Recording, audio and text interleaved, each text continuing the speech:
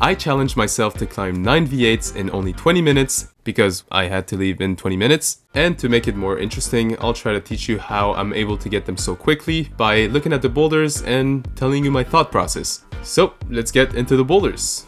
Alright, so for the first V8, I decided to only show you the ending because that's the only problem I had to solve. So when I got to this point, you can see that this box is extremely small for me and I'm really uncomfortable because those holds are not that good. And since I was falling, I went immediately to the crimp to test out the hold to see if it was good. Then I tried to move my feet higher to get some opposition with my foot, but it was not working and the box was even more awkward than it was already. So for this beginning, I would say that this heel hook was basically holding most of my body because my arms were really straight to keep the opposition going, and then I could place my right foot up to have a better position. So back where I fell 2 times before, and now check this out. Since I touched the crimp earlier, I was like, yeah, this is pretty good and I can just hang out of it and simply go up with that beta instead of doing the Gaston method. And just like that, it was done. So I know that's probably not gonna help you too much since that was the tall beta, but for all the tall people, well, if you feel really boxed out, then you can try something else more reachy, especially if the next hold is more positive and you can avoid the box that was probably intended and that you wouldn't feel necessarily comfortable in. We are on the second V8 now, and this start is quite hard since you have to really engage your heel hook and have the strength to lock off on these crimps. And all of the crimps are good, but they're capped, so it forces you to go slowly into the crimps. And for the ending, you have some pretty good slopes, and the hard part is definitely trusting the left foot because you have to put a lot of weight on it if you want to go statically into the last hold. The holds for this boulder are quite good, so it's hard to explain the body positioning required for this boulder. But what I can get from that V8 is that if you want to go statically into a hold, you have to know how to lock off with one arm and to put a lot of weight on your foot. So I know some people don't actually have too much awareness of lock-offs. You guys should tell me in the comments if you want to see a lock-off video. But for now, I can only tell you that you really need to get some good lock-offs to go statically into a crimp, simply to grab the hold correctly and slowly to not cut loose.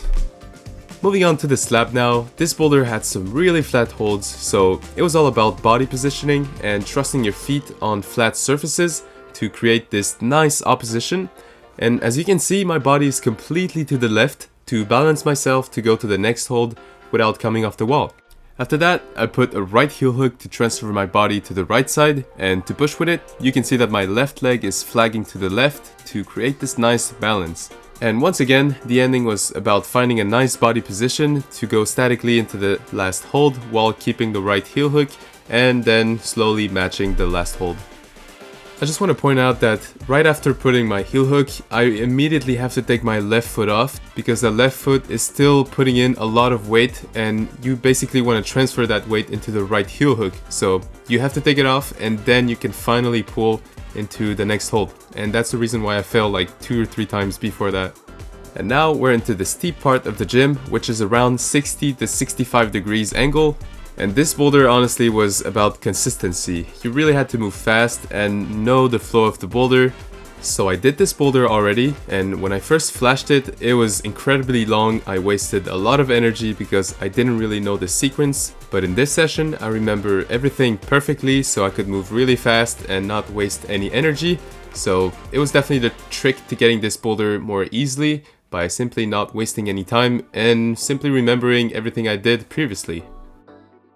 So my trick for climbing fast is just knowing the sequence. Try to work it out, try to remember it before hopping on the boulder. So as soon as you do the move, you immediately want to think about the next move. So if you're looking at my feet here, you can see that I'm not even thinking, it's just like the sequence, I know it by heart. And that's what happens when you project something usually. You know the sequence perfectly, and that way, as soon as you do the move, you know exactly what to do next, so you're not wasting any time, and also just gets a better flow, so you're basically more locked in. I'm not gonna lie, after 4 V8s and like 20 to 30 seconds rest, I was starting to get pretty exhausted, and we can see that in this attempt, I'm just losing my feet for no reason. And not even noticing that there's a foot there that I can use to go to the next hold. But I hopped right back into it, and this time I was aware of my foot, that I needed to place it on the small foothold, and then the hands were actually pretty good. You have all of these volumes, and with volumes you can kind of just twist your wrist like I'm doing right now and go to the next hold, so you're not really pulling too much but just hanging out. And even my left hand right now is really like copying the volume, so it's a really special technique that pretty much only applies to volumes, but if you learn it, you can really stick into them. And we are back with another steep boulder on the 50 to 55 degree angle. So this boulder is full of pinches, and my strategy for this one was to basically skip the right pinches since they're really slopey and my forearms were kind of pumped, so I just went to the better holds. So here's another tip: if you want to take some weight out of your arms, you have to use your hips to transfer the weight onto your legs, and that way, yeah, you're gonna save some energy. You've probably noticed it by watching this video or other videos that I've done, that I really climb with my hips. So I'm this type of climber that gets his hips really close to the wall to basically just take off some weight out of my arms, or simply get a stable position to go to the next hold. For heel hooks, you can even place the heel and then really get into the hips to simply just engage it and go really far. So that's my number one trick for any type of boulder. Really take your time with the hips. If you're not mobile, then try to do some exercises, because at least that's the way I climb and it's always worked for me. Unless it's a really explosive or powerful boulder that you can't really apply the hip technique. So yeah, really useful. Try to climb with your hips if you have the option and the ability to do so. And we are back with another slab. This time we have a slab that again uses body position, but I would say that this one is more oriented on the small box type of slab, that you have to squeeze yourself in a really awkward position like this one.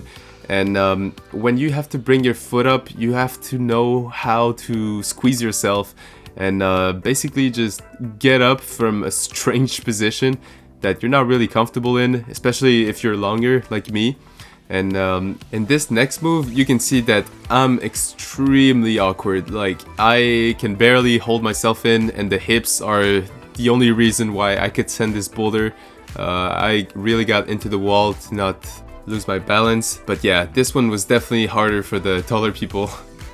Some small subtleties: I take off one finger to have more reach when I go to a hold, or when I bring my foot up, I do take a finger off too, so I can get more space in that really small box. And even for the last move, when I go into the last hold, when I transfer my body to the left side, I make sure that I flip my right hand and slowly go to transfer my body. So always using the maximum of the hold before committing into the next hold by taking off a finger, or trying to get the most reach you can with that hold before leaving it. Okay, 8th V8, and keep in mind that I did like a 2-hour session before that on like V11s, V12s, so I was extremely tired and I could barely hold on. But you can see that this is full of volumes and it doesn't require too much strength in my opinion, because like I said, this cupping technique is extremely efficient for volumes because you can twist your wrist. Of course, make sure you're not injuring yourself by doing so, but by twisting it, you can really hang out of it. By hanging out of it, you can place yourself better or get to the next hold. So that's a really good technique that I would recommend you using, or at least trying, because if you're pinching a volume, yeah, you can kind of pull from it, but cupping it by either placing your palm in a squeezing position and by twisting your wrist is something that works extremely well for any type of volume. So yeah, small tip for volumes. You should probably try this out. And to finish off, we have the last V8 in the gym. So I kept the hardest one for the end because I was pretty sure that I couldn't really succeed for the challenge. But I went further than I thought. I actually got to this cut loose, and yeah, we all knew that this V8 was more like V9, but I still give it my best attempt and fighting to my hardest, but it was still not enough to complete this boulder. But I'm still gonna analyze it. So at this point, I try to flip my hand, but I realized that it's really bad, and I could get the reach for this move. So what I did do special here is that once I grabbed the undercling, I knew that my toe hook was pretty much coming off, and I decided to cut loose on purpose by really engaging the upper body, and I was expecting a cut loose. So that's something really important, that sometimes you have to commit to the cut loose and not getting surprised by it. Another thing I did do is I tried to put a left toe hook on that really slopey hold, and I realized that it really wasn't sticking. So I tried a flag on the wall, but there was no wall, so I adapted and placed the toe hook on the arete, and that way I could go to the next hold. So I gave it a good fight, like it was the maximum I could give. But yeah, I didn't succeed my challenge of getting 9 V8s in 20 minutes. I was too exhausted for that, but still gave it a good fight, and I hope you learned something from this video. I tried to give maximum tips on these boulders. If you have questions, or if you want to see any other type of tips video, you can tell me in the comments, and don't forget to like and subscribe to support this channel, and I'll see you guys next time.